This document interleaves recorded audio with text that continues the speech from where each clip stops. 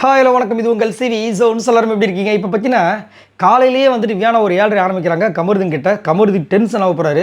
So அதை பார்க்கலாம். அதுக்கு முன்னாடி பார்க்குற எல்லாரும் நம்மளோட சேனலை சப்ஸ்கிரைப் பண்ணிட்டு பாருங்கள், லைக் பண்ணுங்கள், கமெண்ட் பண்ணுங்கள், ஷேர் பண்ணுங்கள், அந்த ஹைப்பையும் தட்டி விடுங்க. இப்போ வாங்க அந்த வீடியோக்குள்ளே போகலாம்.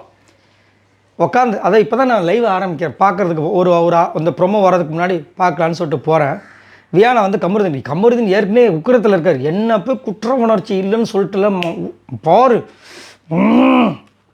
கூல் கண்ட்ரோல் அப்படின்ற மாதிரி இருக்கார்.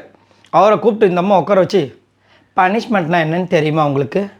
நீங்களாக பண்ணுறது பேர் பனிஷ்மெண்ட் கிடையாது. இப்போ நீங்கள் சும்மா உட்காரும்போது நாங்கள் இங்கே வா இந்த வேலையை பண்ணு அப்படி சொல்லும்போது உங்களுக்கு கோவம் வருதில்ல, அந்த கோவத்தோடு நீங்கள் பண்ணுறதுக்கு பேர் தான் பனிஷ்மெண்ட்.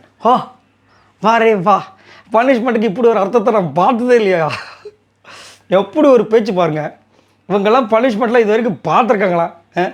சைல்டுன்னு பேசுகிற வியானா வந்து சொல்கிறாங்க, பனிஷ்மெண்ட்னால் நீங்கள் உக்காந்துட்டு இருக்கும்போது நாங்கள் கூப்பிட்டா நீங்கள் பண்ணணும், அதுக்கு பேர் தான் பனிஷ்மெண்ட்.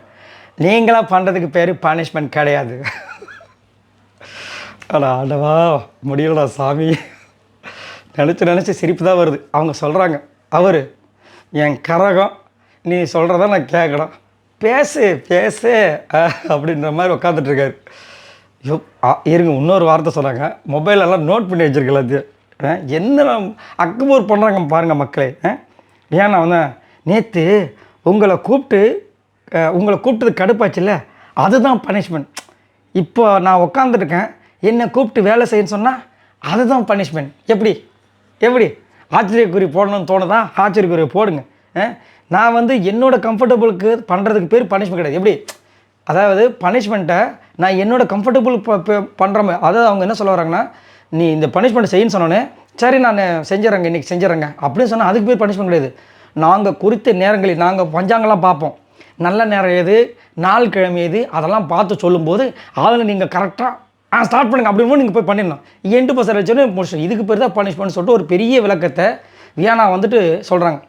கொடுமை என்னென்னா, இவங்கெல்லாம் சொல்கிறாங்க பாருங்கள், அதை கேட்கணும்னு தலையெழுத்து என் கரகன்னு உட்காந்துருக்க பார்த்து கமுடி, அதுதான் கொடுமையிலும் கொடுமை. அந்த நேரத்தில் வந்து நம்ம ஆள் வந்துட்டார் விக்ரம்.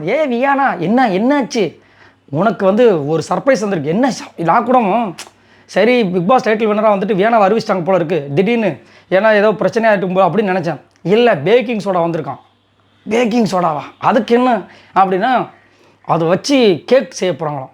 ஏம்மா ஆல்ரெடி நீ கிண்டுனதெல்லாம் போதாதாம்மா, இன்னொரு வாட்டி என்னம்மா கிண்ட போகிறீங்கன்னா, பேக்கிங் சோடா வச்சு ப்ரௌனி கேக் பண்ண போகிறேன்றாங்க. நீங்கள் பேக்கிங் சோடா வச்சு செய்யுங்க, அதுக்கு பேர் ப்ரௌனி கேக்கா இல்லாது ப்ரௌனாத கேக்கான்றதை நாங்கள் சொல்கிறோம். என்ன அண்ணன் அக்கப்போர் நடக்க போதும். அதை வேறு வந்து பிக் பாஸ் கிட்டே வேறு சொல்கிறாங்க, பிக் பாஸ் தேங்க்யூ, இன்னும் ஒரே ஒரு ஹெல்ப் பண்ணுறீங்களா? என்னம்மா அது? கூட கோகோ பவுடரு அமிச்சிங்கன்னா நல்லாயிருக்கும். ஆல்ரெடி முட்டை எல்லாத்தையும் கட் பண்ணி வச்சுருக்காங்க, இவர் கோகோ பவுடருமா இதை கொடுத்ததே உங்களுக்குலாம் பெருசுன்ற மாதிரி இருந்துச்சு. என்னத்தை சொல்ல, இதில் வந்து இன்னொரு சம்பவம் நடக்குது, அதையும் சொல்லிடுறேன். திவ்யா ஏதோ ஆரஞ்சு பழ தோலை வந்து உள்ளே வந்து உரிச்சு வச்சுருப்பாங்க போல இருக்குது, காய வச்சு ஃபேஸ் பேக் போடுறதுக்கு. எம்மா எல்லாம் என்ன நினச்சிட்ருக்கீங்க? பிக் பாஸ் வீட்டுக்குள்ள வந்து என்ன நினச்சி நீங்கள் பண்ணணும்னு நினைக்கிறீங்க? அந்த ஆரஞ்சு தோலெல்லாம் வந்து ரிமூவ் பண்ணியாச்சுன்னு சொல்லிட்டு லெட்டர் வருது, அதை வந்து காமிச்சிட்ருக்கேன் பாருங்கள் மக்களே அப்படின்னு சொல்லிட்டு உள்ளே இருக்கிற கண்டஸ்டன்ஸ் கிட்ட ரிமூவ் பண்ணிட்டாங்களா? அங்கே ஒரு சிரிப்பு. என்ன நடக்குது?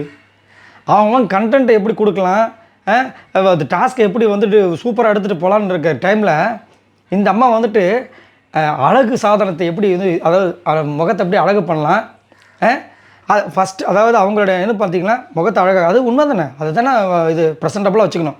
அதனால் என்ன பண்ணால் வீட்டில் வர பொருள் இந்த இதெல்லாம் எடுத்து இந்த மாதிரி தோலெல்லாம் உரித்து நிறைய நைஸாக அங்கங்கே வச்சுருப்பாங்க, பதுக்கி வச்சுருப்பாங்க, பூச்சிட்டாங்க. என்னத்தை சொல்ல? சரி, இதை பற்றி உங்களோட கருத்துக்களை சொல்லுங்கள். பாய் நண்பர்கள்.